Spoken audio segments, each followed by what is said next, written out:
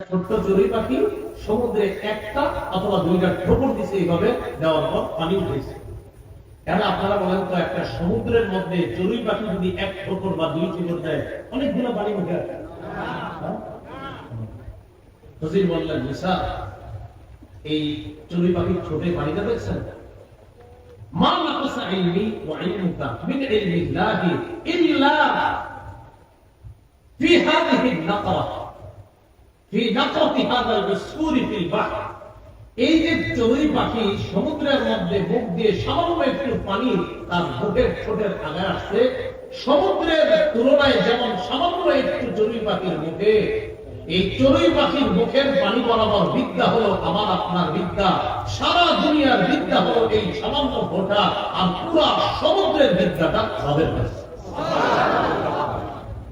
সমুদ্র পরিমাণ বিদ্যা যদি রবের কাছে থাকে, আর আমগরে সামান্য একটু দেওয়ার পরে এতে আমরা আল্লাহ মালে বিশুদ্ধ পোস্টারে যদি ৩-৪ বার না লেখেন খুব সুন্দর হয় না। আমার নামে শুরু দিলে কেন আল্লাহ দেই নেই, মাহফিলও কাটা যেতে পারে, এটা ভুলেও লেখবেন না।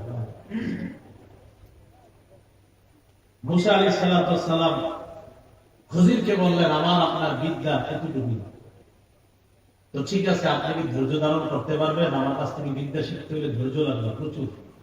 তাহলে আমরা এতক্ষণের আলোচনা থেকে দুইটা বিষয় শিখছি। এক, বিদ্যার জন্য সফর করতে হবে, আরেকজনের কাছে যাইতে হবে, দুই, আগ্রহ থাকতে হবে প্রচন্ড। এতটুকু শিখলাম। এবার ৩ নাম্বার একটা বিষয় আমরা শিখবো। ও আল্লাহ বলেন, আমার বান্দাকে পেয়ে গেল আতাইনাহু রাহমাতাম মিন ইনদিনা, যেই বান্দাকে আমার পক্ষ থেকে রহমত দিয়েছি, মানে হুজুরকে। এই রহমত দ্বারা কি উদ্দেশ্য? তো মুফাসসিরিনে কেরাম বলেন, একটা উদ্দেশ্য নবুওয়া, আমার যেই বান্দাকে আমি নবুয়ত দিয়েছি, আমি আগেই বলছি আপনাদের এই বর্ণনাটা দুর্বল। দ্বিতীয় রহমত দ্বারা উদ্দেশ্য হলো ওয়ালায়া, এই ওয়ালায়াতান দ্বারা উদ্দেশ্য হলো ওলি, আমার এই বান্দাকে আমি ওলি হওয়ার যোগ্যতা দান করেছি। এই ব্যাপারটা সবাই মেনে নিয়েছেন। তো আমার এই বান্দাকে মুসা নবী পেয়ে গেছে, আর কি ওয়া আল্লামনাহু মিন লাদুন্না ইলমা, আমি আমার পক্ষ থেকে খিজিরকে একটা আলাদা স্পেশাল বিদ্যা দান করেছি। এটাকে আরবিতে ইলমে লাদুন্নি বলা হয়। কি বলা হয় বলেন তো? ইলমে লাদুন্নি, মানে আল্লাহ প্রদত্ত বিদ্যা। এই কথা বলার পর এবার ৬৬ নম্বর আয়াতে মুসা আলাইহিস সালামের বক্তব্য আল্লাহ বলতেছেন, قال له موسى هل أتبعك على أن تعلمني مما علمت رشدا। মুসা নবী বললেন, আমি কি আপনাকে অনুসরণ করতে পারি ওই বিদ্যা শিক্ষা করার ক্ষেত্রে যেই বিদ্যা আল্লাহর পক্ষ থেকে আপনাকে শেখানো হয়েছে? এই বিদ্যা শেখার জন্য আমি কি আপনার অনুসরণ করতে পারি? এটা মুসা নবী খিজিরকে বললেন। তাহলে আমরা ৩ নাম্বার একটা শিক্ষা এখান থেকে পেয়ে গেলাম, বিদ্যা অর্জন করার জন্য উস্তাদের আনুগত্য করা লাগবে। বিদ্যা অর্জন করার জন্য উস্তাদের আনুগত্য করা লাগবে। এই কথা শোনার পর খিজির জবাব দিলেন, ক্বালা ইন্নাকা লান তাসতাতিআ মা'ইয়া সাবরা, নিশ্চয়ই আপনি কিছুতেই আমার সাথে ধৈর্য ধারণ করতে পারবেন না। চতুর্থ শিক্ষা, এলেম শিখার জন্য ধৈর্য লাগে। তাহলে আগ্রহ, সফর, উস্তাদের অনুসরণ, ধৈর্য। এখন আপনারাও ধৈর্য ধরে বসে আছেন যে হুজুর কোন বিদ্যা একটু পরে আমরা শিখবো, হ্যাঁ একটু পরে আসবে, এমন কিছু বিদ্যার কথা আসবে, প্রথম শুনলে আপনাদের মাথার মধ্যে মনে হবে এটা কি কোনো কথা, পরে দেখবেন না আসলে এটাই ঠিক, শুনতে থাকবেন। এবার খিজির বললেন, কাইফা তাসবিরু আলা মা লাম তুহিত বিহি খুবরা, এমন বিদ্যা শিক্ষা করার ব্যাপারে আপনি কিভাবে ধৈর্য ধারণ করবেন যে বিষয়ে আপনাকে জ্ঞান দেওয়া হয় না? মাইক কমায় দেন, হয়তো ইকু চোখ কমায় দেন, ইকু একদম টোটাল দিবেন না, আর ইকু না হইলে মাইক যদি বাড়া থেকে মাইক কমায় দেন। মসজিদের দেয়ালের সাথে মনে হয় মাইকের আওয়াজ দিয়ে বাড়ি যাচ্ছে। এই কথা বলার পর মুসা নবী বললেন, ক্বালা সাতাজিদুনি ইনশাআল্লাহু সাবিরান ওয়া লা আ'সি লাকা আমরা, ইনশাআল্লাহ আল্লাহ চাহেন তো আপনি আমাকে ধৈর্যশীলদের অন্তর্ভুক্ত পাবেন। আমি আপনার কোন বিষয়ের অবাধ্য হব না, আমি আপনার অনুসরণ করার ক্ষেত্রে কোন বিষয়ে অবাধ্যতা করব না, আপনি আমাকে ধৈর্যশীল পাবেন। সূরা কাহফের ৭০ নম্বর আয়াতে এবার খজিরের বক্তব্য আল্লাহ উপস্থাপন করেন, আলা ফাইন ইত্তাবাতানি ফালা তাসআলনি আন শাইইন হাত্তা উহদিসা লাকা মিনহু যিকরা। খজির বললেন, আপনি যদি আমার অনুসরণ করেন তাহলে আমি আপনাকে কোনো বিষয়ের ব্যাখ্যা না বলা পর্যন্ত কোনো প্রশ্ন করবেন না। আমার প্রথম থেকে শুনেন, মুসা নবী বললেন, আমি কি আপনার অনুসরণ করতে পারি এমন বিদ্যা অর্জন করার ক্ষেত্রে যেই বিদ্যা আল্লাহর পক্ষ থেকে আপনাকে দেওয়া হয়েছে? খজির জবাব দিলেন, আপনি ধৈর্য ধরতে পারবেন না। মুসা নবী বললেন, ইনশাআল্লাহ আমাকে ধৈর্যশীল পাবেন। খজির বললেন, তাহলে ঠিক আছে, যদি আমার অনুসরণ করেন আমি কোন বিষয়ের ব্যাখ্যা না দেওয়া পর্যন্ত শুধু দেখতে থাকবেন, কোনো প্রশ্ন করবেন না। এখন আপনারাও শুনবেন, শুনে আপনারাও খালি ধৈর্য ধরে মানে একটু ধৈর্য ধরবেন, জিগাইন না হুজুর এটার জবাব কি, জবাব আল্লাহ দিয়ে দিবে, খালি শুনবেন, দেখেন কি করেন। তো মুসা নবী বললেন, কোনো সমস্যা নেই, আপনি যা যা বলবেন সব মাইনে নিয়েছেন, এবার চলেন বিদ্যা শিখুন। বিদ্যা শিখা শুরু। তাহলে আপনারা তিনটা বিষয় মুখস্থ করবেন, আপনাদেরকে কিন্তু আমি জিজ্ঞাসা করবো, আপনারা জবাব দিতে হবে। প্রথম বিদ্যা, সূরা কাহফের ৭১ নম্বর আয়াত থেকে আল্লাহ এবার বিদ্যা শেখানো শুরু করতেছেন। মুসা এবং খজির চলতে লাগলেন, আলা সাহিল বাহরি, সমুদ্রের কিনারা দিয়ে দুইজন চলতে লাগলেন। হাত্তা ইযা রাকিবা ফিস সাফিনাতি খারাকাহা, দুইজন চলতে চলতে এক পর্যায়ে নদী পাড়ি দেওয়ার জন্য নৌকায় উঠলেন, অথবা কোন কারণে নৌকার মধ্যে চড়লেন। নৌকায় চড়ার জন্য খজিরের কাছেও ভাড়া নাই, মুসা নবীর কাছেও ভাড়া নাই। খজিরকে মাঝি চিনে ফেললেন, চিনার পর ভাড়া ছাড়াই মুসা নবী আর খজিরকে নৌকায় উঠায় নেয়। হাত্তা ইযা রাকিবা ফিস সাফিনা, দুজন যখন নৌকায় চড়লেন, জাহাজের মধ্যে চড়লেন, খারাকাহা, যে নৌকার মধ্যে চড়লেন ওই নৌকাটা খজির ছিদ্র করে দিছে। কি করে দিছে? আমার আপনাদের মায়া করে উঠাইলো এক নৌকায়, এটা আমি ছিদ্র করে দিলাম। আপনাকে বলেন, আমার মাথায় কি মনে হয় কাজটা কি ঠিক হয়েছে? আসলেই তো না, এটা দেখতে কি মনে হচ্ছে কাজটা কি হয় না, ঠিক হয় না।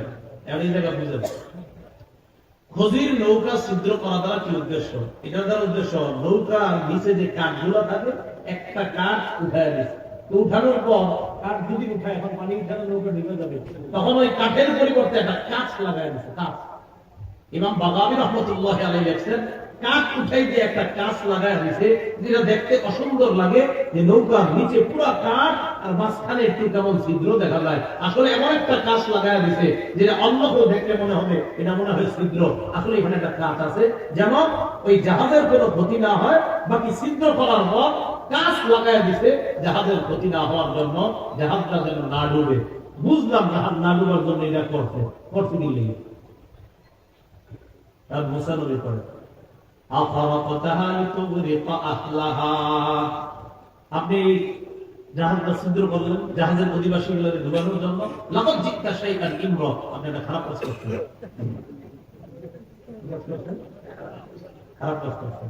এবার খজির বলতেছেন, ক্বালা আলাম আকুল ইন্নাকা লান তাসতাতিআ মা'ইয়া সাবরা, আমি না বলছি আপনি ধৈর্য ধরতে পারবেন না, আমি আগে বলছি।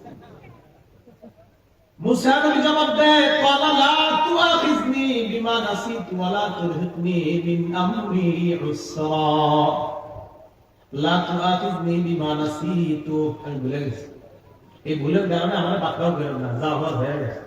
ওয়া লা তুরহিকনি মিন আমরি উসরা, আর কঠিন কোনো ধমক দিয়েন না, যা হওয়ার হয়ে গেছে, প্রথমবার ঠিক আছে, ভুলে হয়ে গেছে, আর আপনার আমি প্রশ্ন করবো না, বিরক্ত করবো না।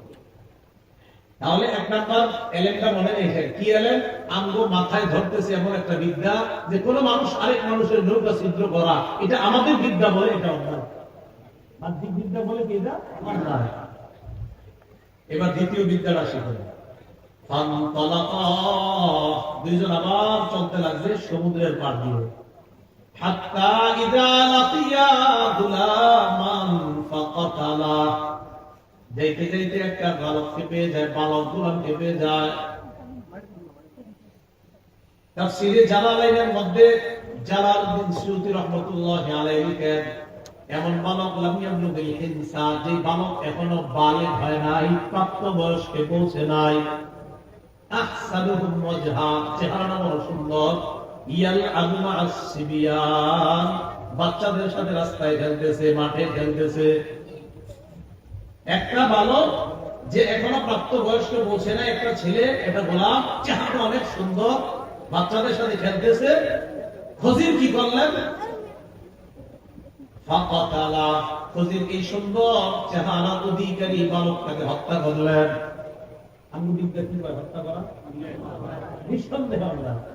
খজির কিভাবে হত্যা করছে জানেন? তাফসীরের কিতাবে 3টা বর্ণনা আছে। এক নাম্বার, যাবাহাহু বিসসিকিন, চাকু দিয়ে জবাই করে দিয়েছে। যাবাহাহু বিসসিকিন, চাকু দিয়ে পুরো জবাই করে দিয়েছে, একটা। 2 নাম্বার, খজির কি করলেন? হাত দিয়ে এইভাবে মাথাটা ধরে চাকু দিয়ে পুরো দেহ থেকে মাথা পুরো আলাদা করে ফেলেছে। এটা দিতে একটা হলো ডাইরেক্ট জবাই, আর দ্বিতীয়টা হলো না, এইখান থেকে আপনার গলাটা ঠিক রেখে পুরো মাথাটা টোটাল এইভাবে হাত দিয়ে কিছু একটা করে দেহ থেকে আলাদা করে ফেলেছে। আরেকটা দরবাহু বিল জিদার ফাকাতালা, দেয়ালের সাথে মাথাটা রেখে ধাক্কা মারতে হত্যা করছে। এই ছেলেটাকে হত্যা করার পর আমার আপনারই তো মেজাজ খারাপ হয়ে গেছে। এখানে যারা আছে, মুসা নবী তো আল্লাহ নবীদের মধ্যে আল্লাহ যাকে সবচেয়ে বেশি রাগ দিয়েছিলেন তিনি, তো মনে হয় নবীদের রাগ আবার যে রাগটা খারাপ রাগ না, মুসা নবীর রাগ নিঃসন্দেহে খারাপ না, অন্যায়ের বিরুদ্ধে রাগে ছিলেন তিনি। মুসা নবী বললেন, আকাতালতা নাফসান যাকিয়াতান লিগায়রিনা, কত সুন্দর একটা ছেলেকে আপনি হত্যা করলেন, নিষ্পাপ। হত্যার বদলে হত্যা করেন না, এই ছেলেটা অন্য কাউকে যদি হত্যা করতো তাহলে বুঝতাম ওই হত্যার বিনিময়ে হত্যা করছেন। সে তো কাউকে হত্যা করে নাই, কোন অপরাধ করে নাই, নিরপরাধী একটা এত সুন্দর চেহারা বিশিষ্ট ছেলেকে হত্যা করলেন। কি করে দেখেন, লাকাদ জিতা শাইআন নুকরা, আপনি অপছন্দনীয় একটা কাজ করছেন, এমন একটা কাম করছেন যেই কাম কোনো মানুষের পছন্দ হইতেই পারে না, এটা একটা ঘৃণিত কাজ করছেন। আগে তো খারাপ কাজ, এটা হলো ঘৃণিত কাজ। ওদের জবাব দেয়, ক্বালা আলাম আকুল লাকা ইন্নাকা লান তাসতাতিআ মা'ইয়া সাবরা, মুসা নবী আমি কি আপনাকে বলি নাই আপনি আমার সাথে ধৈর্য ধরতে পারবেন না? তাহলে কয় বিদ্যা হইল? আলেম ছাড়া অন্যরা বলেন 1 নাম্বার বিদ্যাটা কোনটা? হ্যাঁ, নৌকা বিদ্যা কি করছে? আমগো বাহ্যিক বিদ্যা কি কয়? কাজটা খারাপ। 2 নাম্বার, একটা ছেলেকে কি করছে? হত্যা করছে। বাহ্যিক বিদ্যা কি কয়? বিষয়টা খারাপ। এবার মুসা নবী কয়, ক্বালা ইন সাআলতুকা আন শাইইন বা'দাহা ফালা তুসাহিবনি, দাওয়া হয়ে গেছে। এরপরে যদি আপনি আর কোনো প্রশ্ন করি আমার আর নেই। ইন সাআলতুকা আন শাইইন বা'দাহা, এরপর যদি আপনাকে প্রশ্ন করি ফালা তুসাহিবনি, আমাকে আপনার সাথে নিয়েন না। এরপর আর কোন প্রশ্ন করব না, আপনারে আমি যদি প্রশ্ন করি আমাকে আপনার সাথেই নিয়েন না। তখন আমার পক্ষ থেকে সর্বোচ্চ উযরের শেষ সীমানায় পৌঁছে যাবেন, মানে এরপরে আর আমি কোনো উযর পেশ করবো না, এই শেষ উযর যে আমি আর কোনো প্রশ্ন করলে আপনি আমার সাথে নিয়েন না। আবার চলতে লাগলো দুইজন, হাত্তা ইযা আতায়া আহলা ক্বরিয়াতিন ইসতাতআমা আহলাহা, এক গ্রামে গেছে, গ্রামের অধিবাসীদের কাছে খাবার চাইছে, মুসাফির মানুষ, ইদার আছে, আমাদের খাবার খাওয়া। ফাআবাউ আন ইউযাইয়িতুহুমা, গ্রামের অধিবাসীরা সবাই অস্বীকার জানায় যে না না, খাওয়াবো না। মুসা নবী আর খদির দুইজন খাবার চাইলেন, আমরা ক্ষুধার্ত মুসাফির, খাবারের ব্যবস্থা করেন। আগের জামানায় মুসাফিরদেরকে খাবারের ব্যবস্থা করাটা এটা স্বাভাবিক ব্যাপার ছিল। তারা দুইজন বললেন খাবারের ব্যবস্থা করেন। ফাআবাউ আন ইউযাইয়িতুহুমা, গ্রামের সবাই তাদের দুইজনকে মেহমানদারি করতে অস্বীকৃতি জানায়, না খাওয়াবো না। বলে এই এলাকার মানুষের জন্য কিছু করতে মন চাইতো, যারা খাওয়ায় না, তো ঠিক আছে খানা টানা খাওয়ায় না। ফাওয়াজাদা ফিহা জিদারা, ওই গ্রামের মধ্যে একটা দেয়াল পেয়ে গেছে। কোন গ্রাম? যে গ্রামের মানুষগুলা তাদেরকে মেহমানদারি করেননি, ওই গ্রামের মধ্যে একটা দেয়াল পাইল।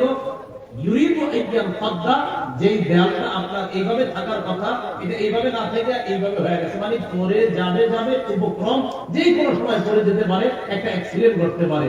খদির কি করলেন, সুন্দরভাবে দেয়ালটা আমার আগের জায়গায় সুন্দরভাবে স্থাপন করে দিলেন, লাগাই দিলেন। কোন এলাকাবাসীর দেয়াল বলেন তো? যে এলাকাবাসীর মেহমানদারি করে না। মুসা নবী করেন দেয়াল লাগাই দিচ্ছেন, কাজ করছেন, ভালো কাজ। কাজের তো পারিশ্রমিক চাইতে পারেন, পারিশ্রমিক দিয়ে আমরা দুজন খাবো। তো মুসা নবী বললেন, আপনি চাইলে গ্রহণ করতে পারতেন, আলাইহি এই কাজের বিনিময়ে আজরা পারিশ্রমিক দিতে পারতেন। খজির বললেন, হাযা ফিরাকু বাইনি ওয়া বাইনিক, এটা আমার মাঝে আর আপনার মাঝে পার্থক্য, আমার জ্ঞান আর আপনার জ্ঞানের মাঝে এটাই পার্থক্য, আর সামনে চলা যাবে না। যতটুকু জ্ঞান আপনাকে আমি এই পর্যন্ত 3টা বিষয় দেখাইছি, আর কিছু দেখানো যাবে না। এটা আমার মাঝে আর আপনার মাঝে পার্থক্য। আমাদের নবীজি এই জায়গায় সে কি কয় জানেন? নবীজি কই, মুসা নবী যদি আরেক কিছুক্ষণ চলতে পারতো খজিরের সাথে, আমরা না জানি আরো কত কিছু জানতাম। আমাদের নবীজি এই জায়গায় বলতেছে যে মুসা নবী যদি আরো কিছুক্ষণ চলতেন, তো না জানি আল্লাহ আমাদেরকে আরো কত কিছু জানাই দিতেন। 1 নাম্বার জাহাজ ফুটা, 2 নাম্বার বাচ্চা হত্যা, 3 নাম্বার খানা টানা খাওয়াই নাই, ওই এলাকার দেয়াল ঠিক করে দিছে।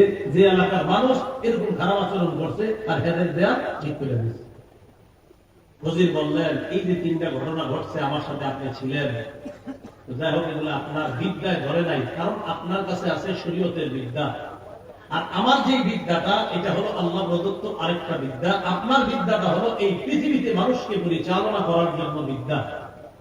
তো আমার আর আপনার বিদ্যার মাঝে পার্থক্য। সাউনাব্বিউকা, অবশ্যই আমি আপনাকে ব্যাখ্যা করব, বিতাবিলি, আমি অবশ্যই আপনাকে ওই বিষয়ের ব্যাখ্যা অবহিত করব, জানিয়ে দিব। মা লাম তাস্তাতি আলাইহি সাবরা, যেই বিদ্যার ব্যাপারে আপনি ধৈর্য ধরতে পারেননি তখন, এই বিদ্যার ব্যাখ্যাগুলো আমি আপনাকে দিয়ে দিব। 1 নাম্বার বিদ্যা ছিল জাহাজ ফুটা করলাম, আপনি বাহ্যিক দৃষ্টিতে দেখলেন আমি তাদের জাহাজটা ফুটা করলাম, কিন্তু আমি ফুটা করার কারণে আমি তাদের একটা উপকার করে দিয়েছি। কি? আম্মাস সাফিনাতু ফাকানাত লিমাসাকিনা ইয়ামালুনা ফিল বাহর ফাআরাদতু আন আ'ইবাহা ওয়া কানা ওয়ারাআহুম মালিকুন ইয়াখুযু কুল্লা সাফিনাতিন গাসবা। জাহাজটা ছিল একদম অসহায় মানুষের। আম্মাস সাফিনা, জাহাজটা ছিল ফাকানাত লিমাসাকিনা, একদল অসহায় দরিদ্র মাঝিদের এই জাহাজটা ছিল। ফাআরাদতু আন আ'ইবাহা, আমি জাহাজটা ত্রুটিযুক্ত করতে চাইলাম। কেন? ওয়া কানা ওয়ারাআহুম মালিকুন ইয়াখুযু কুল্লা সাফিনাতিন গাসবা, পিছনে একজন জালেম বাদশা ছিল। এই জালেম বাদশা ডাকাতদেরকে সমুদ্রের মধ্যে পাঠায়। সমুদ্রের মধ্যে জলদস্যুরা সমুদ্র ঘুরতে ঘুরতে জাহাজ ছিনতাই করে। যে জাহাজগুলো দেখতে সুন্দর, ওই জাহাজগুলো ছিনতাই করে নিয়ে যায়। যেই নৌকাগুলোর মধ্যে কোনো ত্রুটি থাকে না, ওই নৌকাগুলো ছিনতাই করে নিয়ে যায়। আমি খজির আল্লাহর পক্ষ থেকে যখন জানতে পারলাম জালেম বাদশা এই গরিব মানুষের জাহাজটাও ছিনতাই করবে, আমি বুদ্ধি করে একটা ছিদ্র করলাম। ছিদ্র করার পর ওই জালেম বাদশার ডাকাত দলের সদস্যরা যখন এই জাহাজটা দেখবে, দেখার পর দেখবে নিচে বড় একটা কাঠ নাই। এই কাঠ না থাকার কারণে পানি উঠা জাহাজ যে কোনো সময় ডুবে যাবে। এই যখন ছিদ্রটা দেখবে, দেখার পর জলদস্যুরা আর এই ত্রুটিযুক্ত জাহাজটা দিবে না। মুসা, আপনি দেখলেন জাহাজ ছিদ্র করার কারণে এই জাহাজটা ডুবে যাবে, মানুষগুলো ডুবে যাবে।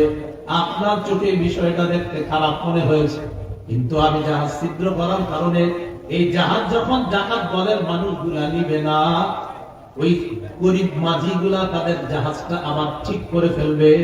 এরপর আবার জাহাজের মাধ্যমে তারা হালাল রিজিক উপার্জন করবে। আপনি দেখলেন জাহাজ ছিদ্র, আমিও দেখছি ছিদ্র। বাদশাহ জলদস্যুরা এসে যখন দেখবে ছিদ্র, না না না, এটা নিব না, এটা ত্রুটি, এটা খারাপ, এটা যে কোনো সময় নষ্ট হয়ে যাবে। এরা চলে যাওয়ার পর এই গরিব মানুষগুলা তাদের ওই কাঠটা আমার জায়গা মতো লাগায় দিলে জাহাজ আবার চলবে, নৌকা চলবে, তারা হালাল উপার্জন করবে। আপনার চোখে মনে হয়েছে বিষয়টা খারাপ, কিন্তু আমি আল্লাহর পক্ষ থেকে জানছিলাম কিছুক্ষণের জন্য জাহাজটা ত্রুটি থাকলে জলদস্যুরা আর এটা চিন্তাই করবে না। পরে ওই মানুষগুলা তাদের জাহাজ ঠিক করবে, কেমন যেন আপনার চোখে যেটাকে খারাপ মনে হয়েছে, আল্লাহ প্রদত্ত বিদ্যার মাধ্যমে আমি বুঝলাম এটা খারাপ না, এটাই ভালো, বরং জাহাজ তাদেরকে রক্ষার ব্যবস্থা আমি করে দিলাম। যদি ভালো থাকতো চিন্তা হয়ে যেত। 2 নাম্বার হত্যা, ছেলেটা বুঝলাম আপনি নাম্বার জাহাজটা বুঝলাম, একটা তাজা সুন্দর মানুষ মেনে নিলেন, কিনে কিনবো। وأما الغلام فكان أبواه مؤمنين فخشينا أن يرهقهما طغيانا وكفرا। যে যুবকটাকে আমি মানলাম, যে ছেলেটাকে আমি মানলাম, তার মা বাবা ছিল ঈমানদার। আমি আশঙ্কা করলাম, আল্লাহর পক্ষ থেকে জানতে পারলাম এই ছেলে বড় হওয়ার পর তার মা বাবাকে সে কুফরি আর নাফরমানি করতে বাধ্য করবে। তো যে ছেলে বড় হলে মা বাবারে কুফরি করাবে, ঈমানদার মা বাবারে কাফের বানাবে, এই ছেলে কি বড় হলে ভালো হলো না খারাপ হলো? আমি হত্যা করলাম, তো ঠিক আছে হত্যা করলাম, তারপর হত্যা করার পর কি হয়েছে জানো? فأردنا أن يبدلهما ربهما خيرا منه زكاة وأقرب رحما। আমি ইচ্ছা করলাম তাদের রব এই দম্পতিকে, ঈমানদার স্বামী আর স্ত্রীকে, এই ছেলেটা যারা হত্যা করলাম তার পরিবর্তে পবিত্র একটা সন্তান দিবে এবং মা বাবার প্রতি অধিক দয়া পরবশ হবে এমন একটা সন্তান আল্লাহ তাদেরকে দিবে। তাফসীরের কিতাবে আসছে আল্লাহ এই ছেলের পরিবর্তে তাদেরকে একটা কন্যা দিয়েছিলেন। এই কন্যার বংশে আল্লাহ 9 জন, আরেক বর্ণনায় 11 জন নবী আল্লাহ বানিয়েছেন। 3 নাম্বার, আচ্ছা 3 নাম্বার শেষ। ওয়ামাল জিদার ফাকানা লিগুলামাইনি ইয়াতীমাইনি ফিল মাদিনা। আর ওই যে দেয়ালটা, এটা শহরে 2 জন এতিম গোলামের ছিল। ওয়াকানা তাহতাহু কানজুল লাহুমা, এই দেয়ালের নিচে তাদের খাজানা ছিল, ধনভাণ্ডার ছিল। তো আমি যখন দেখলাম এই দেয়াল পড়ে যায়, আল্লাহর পক্ষ থেকে জানলাম যে এই দেয়ালটা পড়ে গেলে জনগণ তাদের খাজানাগুলো নিয়ে যাবে, তুমি দেয়ালটা ঠিক করে দাও। আমি দেয়াল ঠিক করে দিলাম। আশা করি যখন এই ছেলে 2টা বড় হবে, আল্লাহ পাক রব্বুল আলামিন তাদেরকে এই দেয়ালের ভিতরে তাদের খাজানার ব্যাপারে অবহিত করবে আর তারা তাদের এই ধন সম্পদটা সেখান থেকে বের করে আনতে পারবে। তাই এখানে আরেকটা ভালো কাজ করছে। তো যে বিষয়টা আমি আগ্রহ, সফর, অনুসরণ, ধৈর্য, এই সবের মাধ্যমে বিদ্যা অর্জন করতে হবে। আর বিদ্যা অর্জন করতে গিয়ে অনেক সময় আমার মনে হবে এই বিষয়টা আমার মনোনীত হচ্ছে না, না আপনি ধৈর্য ধরতে হবে। একটু মনে দেখেন আসলে এই বিষয়টা আপনার মনোনীত হয়ে যাচ্ছে। প্রথমে আপনার মনে হবে না এটা তো ঠিক হচ্ছে না, তো আস্তে আস্তে যখন আপনি পরিপূর্ণ বিদ্যা অর্জন করবেন তখন আপনার কাছে যেটা ঠিক মনে হয় না সেটাকেও ঠিক মনে হবে ইনশাআল্লাহ। আল্লাহ রাব্বুল আলামিন আমাদের সকলকে যে কথাগুলো শুনলাম বললাম, আমরা যে আলোচনা শুনলাম, এই আলোচনা থেকে দ্বীনি ইলম অর্জন যারা করে তাদের সহযোগিতা করব, তাদের সাথে থাকবো এবং নিজেরাও দ্বীনি ইলম অর্জন করার চেষ্টা করব। আল্লাহ তৌফিক দান করেন। وآخر دعوانا أن الحمد لله رب العالمين، الحمد لله رب العالمين والعاقبة للمتقين، والصلاة والسلام على سيدنا المرسلين وعلى آله وصحبه أجمعين. ربنا ظلمنا أنفسنا وإن لم تغفر لنا وترحمنا لنكونن من الخاسرين. رب